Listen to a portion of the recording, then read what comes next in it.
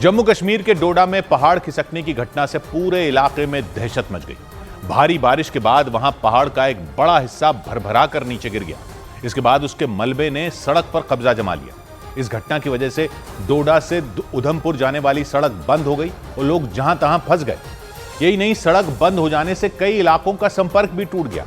जिले में बेहिसाब बारिश के बाद इसी तरह कई दूसरे इलाकों की भी हालत खराब हो गई। पहाड़ खिसकने की घटनाओं ने लोगों की मुसीबत कई गुना बढ़ा दी। इसके अलावा कुछ जगहों पर बनी बाढ़ जैसी स्थिति ने लोगों को उनके घरों में ही कैद कर दिया। यानी मौसम की ऐसी मार पड़ी कि चारों तरफ हाहाकार मच गया। इन हालात में प्रशासन ने लोगों से अपील की कि वो अलर्ट रहें। लोगों को सलाह दी गई कि वो जलस्तर बढ़ने की वजह से नदियों के किनारे न जाएं और बहुत जरूरी होने पर ही घरों से बाहर निकलें, क्योंकि भारी बारिश के बाद डोडा के एक इलाके में पहाड़ का एक बड़ा हिस्सा खिसक गया। वो इतनी तेजी से नीचे आया कि उसे देखकर लोग खौफ से भर गए। कुछ लोगों ने पहले ही इस खतरे को भांप लिया था। यही वजह रही कि उन्होंने सीटी बजाकर सबको अलर्ट कर दिया।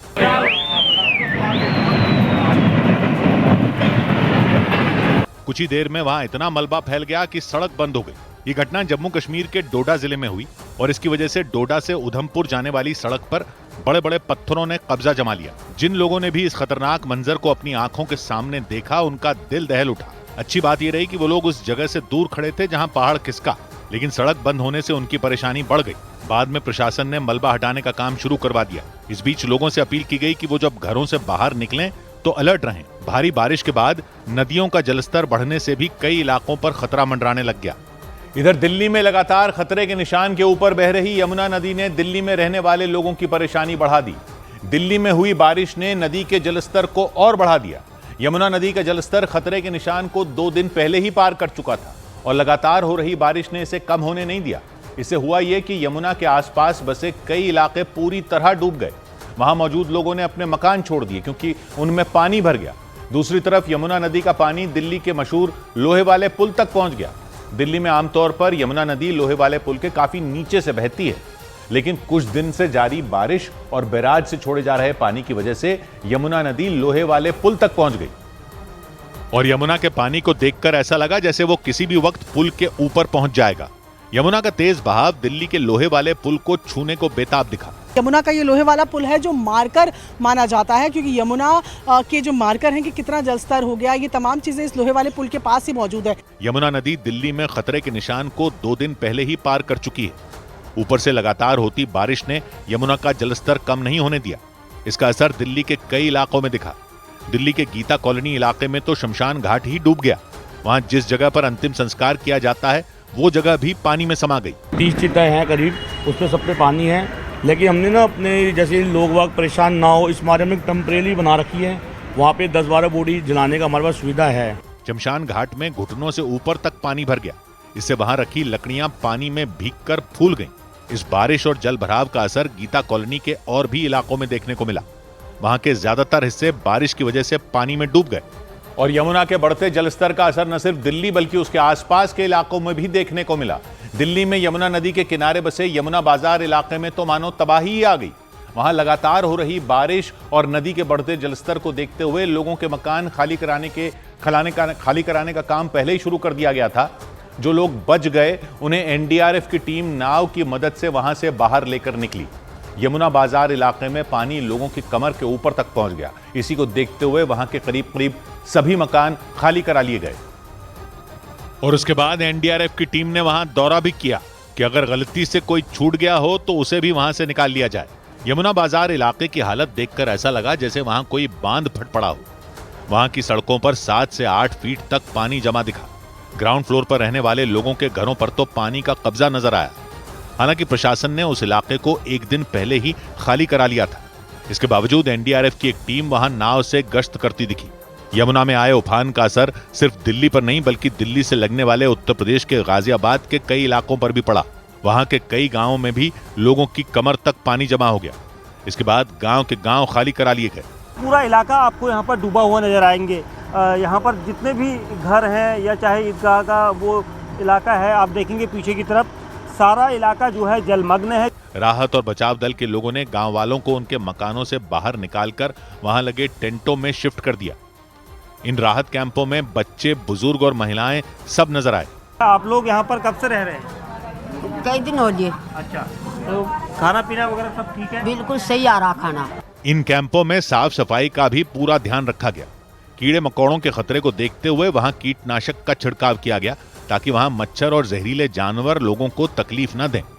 और इतना ही नहीं, यमुना नदी का जलस्तर बढ़ने से दिल्ली के पास उत्तर प्रदेश के नोएडा के भी कई गांवों में पानी भर गया। किसानों के खेत डूब गए, उनकी धान और बाजरे की फसल बर्बाद हो गई। इसके अलावा नोएडा के सेक्टर 135 के पास नदी के किनारे जहां फार्म हाउस हैं, वहां घुटनों तक पानी भर गया। ये इलाका हमेशा लोगों से भरा रहता था, लेकिन पानी भर जाने के बाद यहां सन्नाटा पसर गया। इसकी वजह से फार्म हाउस के मालिकों का बिजनेस पूरी तरह ठप हो गया। नोएडा के सेक्टर 135 के पास पौधों की कई नर्सरियां भी बनी हुई हैं। यमुना का जलस्तर बढ़ने से पानी वहां तक पहुंच गया और उससे नर्सरी चलाने वाले लोगों को काफी नुकसान हुआ। क्योंकि नोएडा के सेक्टर 135 के पास डूब क्षेत्र में पानी ही पानी नजर आया। वहां सड़क के दोनों तरफ फार्म हाउस बने हुए हैं, वहां भी सड़कों पर घुटनों तक पानी भर गया। इसकी वजह से फार्म हाउस मालिकों को काफी नुकसान झेलना पड़ा। इसके अलावा वहां नर्सरी चलाने वाले लोगों के लिए भी मुसीबत खड़ी हो गई। पानी जो भरा हुआ है उसका यहाँ के फार्म हाउस बिजनेस पर कितना फर्क पड़ रहा है, यहाँ पर नर्सरी चलाने वाले लोगों पर कितना फर्क पड़ रहा है, तो ये तस्वीरें आप देख रहे हैं। यमुना का जलस्तर बढ़ने से नोएडा के कई गांव भी डूब गए। वहां मौजूद खेतों में पानी भर गया और फसल बर्बाद हो गई। वहां रहने वाले लोगों के मुताबिक सिर्फ रात में वहां इतना पानी भर गया कि उनके सारे खेत डूब गए। किसानों के खेत हैं जहां पर फसलें हुआ करती हैं और यमुना के पानी से अब ये पूरे खेत जो है भर चुके हैं। इसके अलावा यमुना का पानी लोगों के मकानों में भी घुस गया। उनके मुताबिक पानी के तेज बहाव में उनके मकानों में रखा सारा सामान बह गया। इसके बाद उनके सामने रहने और खाने का संकट खड़ा हो गया। सब कुछ खाने पीने वाला सब उसी में बह गई। हालांकि प्रशासन की तरफ से उनके लिए राहत कैंप बना दिए गए, जहां उनके रहने के साथ साथ खाने पीने की भी व्यवस्था की गई। इधर दिल्ली के पास हरियाणा के फरीदाबाद में भी यमुना का पानी बढ़ने के बाद कई गांव बाढ़ की चपेट में आ गए। वहां हरियाणा के हथनी कुंड बैराज से पानी छोड़े जाने के बाद यमुना नदी अपने रौद्र रूप में आ गई। उसका जलस्तर खतरे के निशान के ऊपर आ गया। इससे करीब 25 से ज्यादा गांवों में बाढ़ ने कोहराम मचा दिया।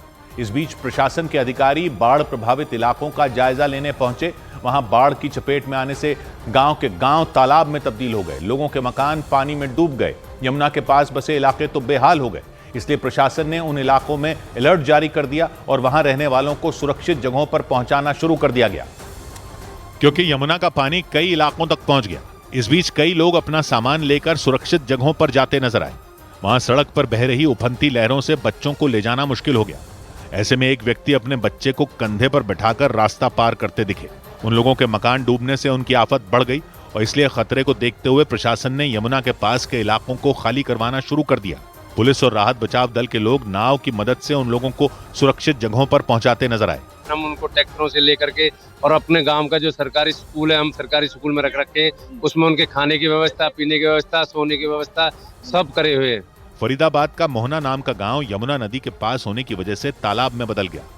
चारों तरफ पानी भर जाने से लोगों की आफत बढ़ गई, इसलिए वो अपना गांव छोड़ने को मजबूर हो गए। जिस तरीके से लगातार वाटर लेवल जो है वो बढ़ रहा है, तो उससे स्वाभाविक है कि कुछ दिन और जो है वो लोगों को इसी तरीके की समस्याओं का सामना करना पड़ सकता है। इस बीच प्रशासन के अधिकारी बाढ़ प्रभावित इलाकों का जायजा लेते दिखे। उन्होंने वहां रहने वाले लोगों से सतर्क रहने की अपील की।